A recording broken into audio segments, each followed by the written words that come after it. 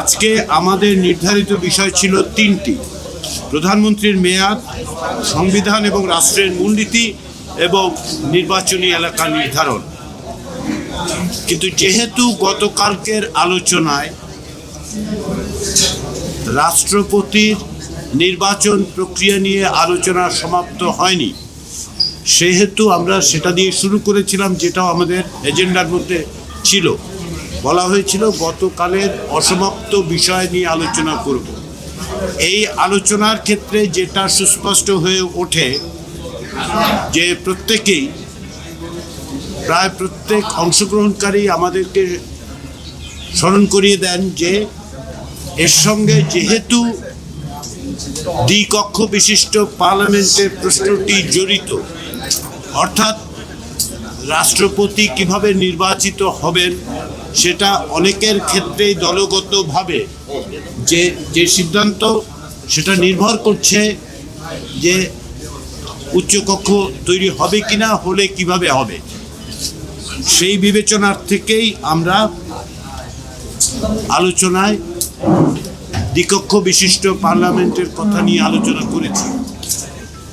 সংবিধানের রাষ্ট্রপতির নির্বাচন প্রক্রিয়ার যে বিধান আছে 48-এর 1 অনুচ্ছেদ, সেটা নিয়ে আলোচনা হয়েছে এবং এই বিষয়ে প্রায় সকল দলই একমত হয়েছেন যে সংবিধানের 48 অনুচ্ছেদের 1 উপঅনুচ্ছেদ পরিবর্তন করতে হবে।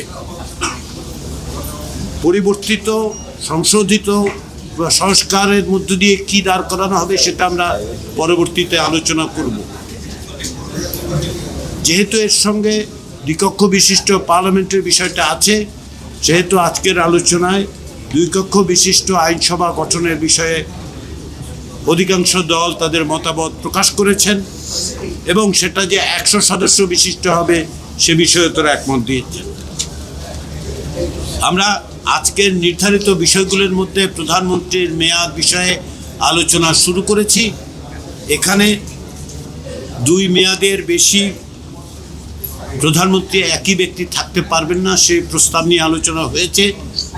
কয়েকটি দলের পক্ষ থেকে এই প্রস্তাব এসছে যে এটা 2 মেয়াদের পরে আবার কি হবে, অর্থাৎ 2 মেয়াদের পরে 1 বা 2 মেয়াদ বাদ দিয়ে আবার তিনি প্রধানমন্ত্রী হতে পারবেন কিনা সেটি বিবেচনায় করার জন্য এসেছে এবং অন্যান্য আরও কিছু প্রস্তাব আছে। আমরা এগুলি আলোচনা অব্যাহত রাখব। আমরা রোববার দিন সকাল 10:30টায় মিলিত হব। আমরা আশা করছি এই সপ্তাহে যে সমস্ত বিষয় অমীমাংসিত থেকে গেছে সেই বিষয়গুলি নিয়ে প্রথমে আমরা আলোচনা করব। আগামী রোববার দিন এই 3 দিনের আলোচনায় প্রকৃতপক্ষে 4 দিনের আলোচনার অমীমাংসিত বিষয়গুলি নিয়ে কথা হবে।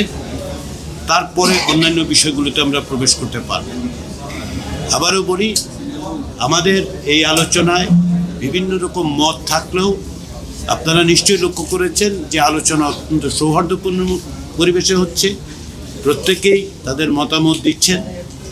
রাজনৈতিক দলগুলোর পক্ষ থেকে মতামত প্রকাশের ক্ষেত্রে তারা মোটেই দ্বিধান্বিত নন।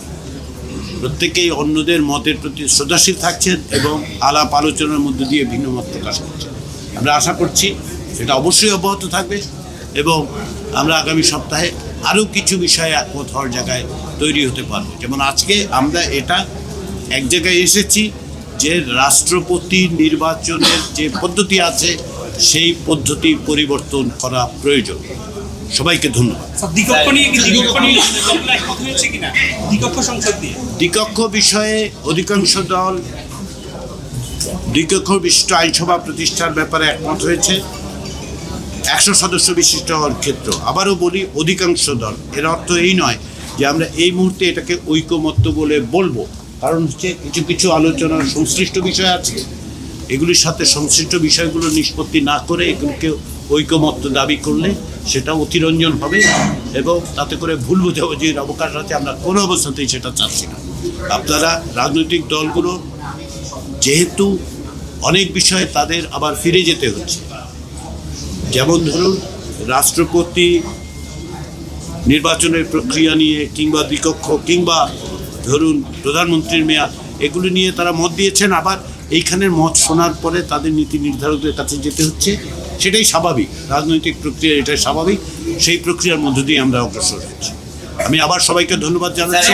বিভিন্ন না, এক মিনিট, আমি প্রশ্ন নিচ্ছি না এই কারণে নয়, আমি আসলে এখানে অনেক রাজনৈতিক দলের মানে অনেক বিষয় তো আপনাদের মধ্যে একটা কনসেনসাসে আপনার কাছাকাছি হচ্ছে।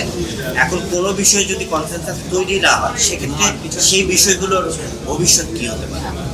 আমরা আশাবাদী যে অনেক বিষয়ে আমরা এক জায়গায় আসতে পারবো। যেগুলো একমত হতে পারবো না, যেটা আমি আগেও বলেছি, যদি আমরা দেখি যে কিছু বিষয়ে একমত হওয়া যাচ্ছে না, সেগুলো আমরা উল্লেখ করব স্বচ্ছতার সাথে, যে এই সমস্ত বিষয় আলোচিত হয়েছে কিন্তু আলোচনায় একমত হওয়া যায়নি।